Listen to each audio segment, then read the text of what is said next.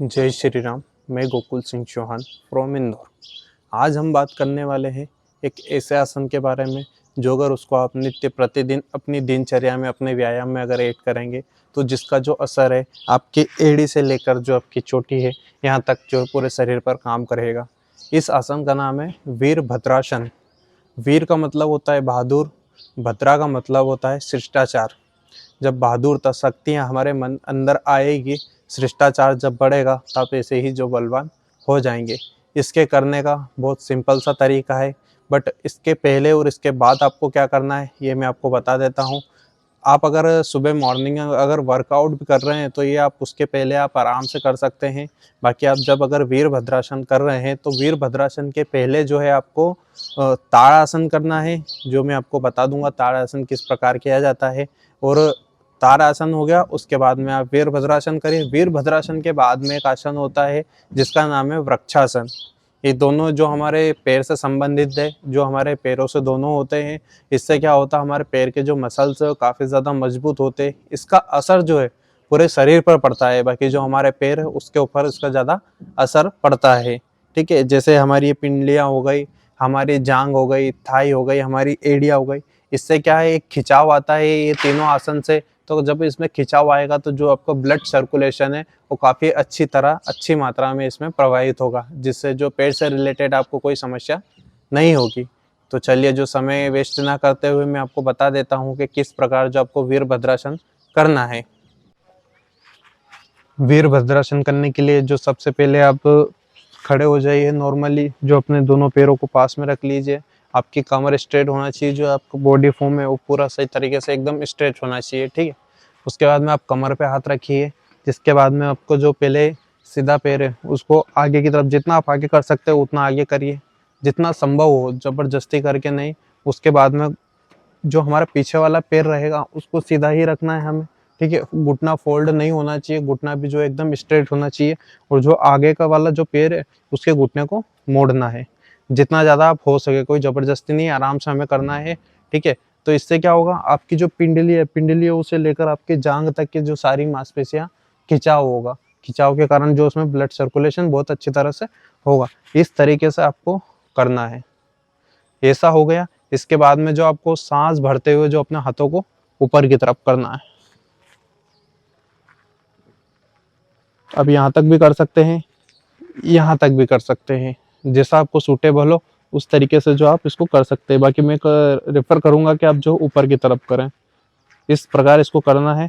और वापस जो आपको हाथ कमर पे रखकर सीधे अपनी पोजीशन पे आना है। ठीक है, इस प्रकार दूसरे पैर से फिर करेंगे।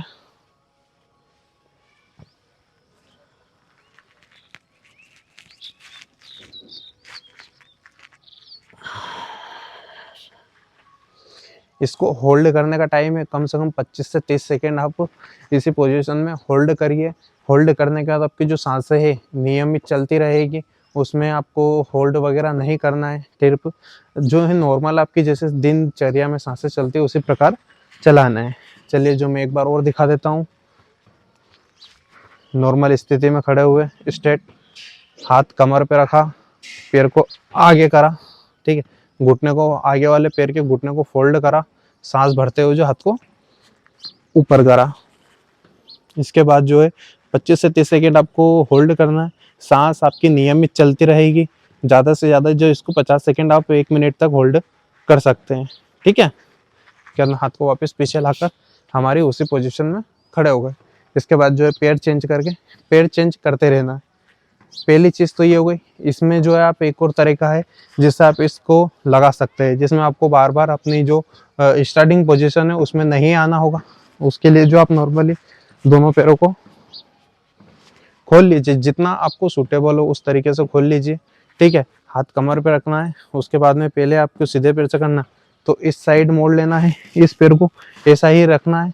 जो देख सकते हैं आप किस तरीके से पैर है, इसी प्रकार रखना है। शरीर को इस साइड मोड़ लेना, जो पैर आपने आगे करा उस साइड, और उसके घुटने को मोड़ते हुए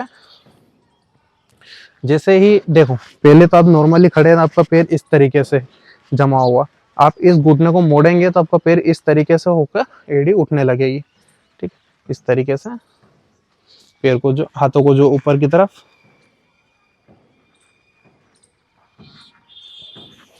तरीके से वापस आकर इस पैर से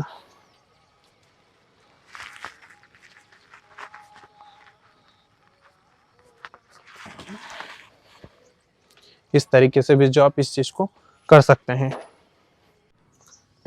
इसमें जो है कुछ विशेषताएं भी आपको ध्यान में रखते हुए इस आसन को करना है।